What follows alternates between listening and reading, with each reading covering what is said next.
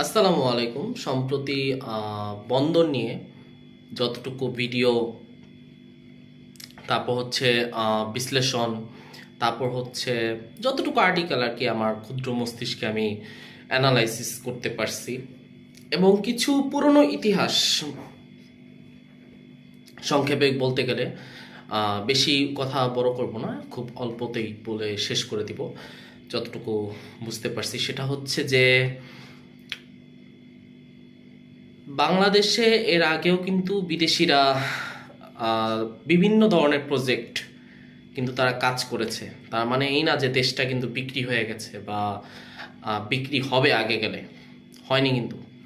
যদি উদাহরণস্বরূপ যদি ধরি একদম, আমার কথাটা কিছুটা ইলজিক্যাল লাগতে পারে আপনাদের কাছে, সেটা হচ্ছে যে যেমন কথা কথা ধরেন রূপপুর পারমাণবিক বিদ্যুৎ কেন্দ্র, অনেক রাশিয়ানরা ওখানে কাজ করতেছে।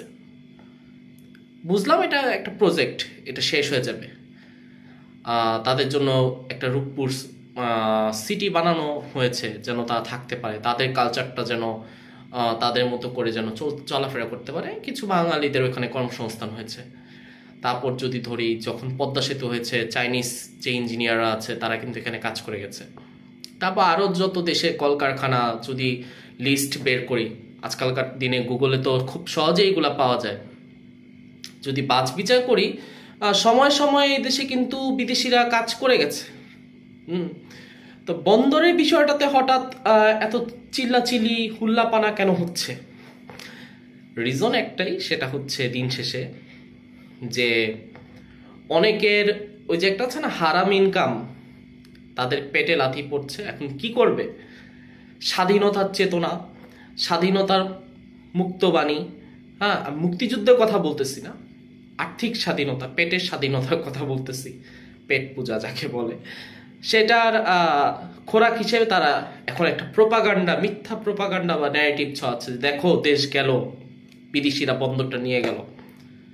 বিদেশিরা তো বন্দর নিত না, কেন নিল? আপনাদের এই অনিয়ম, দিনকে দিন এক অব্যবস্থাপনা,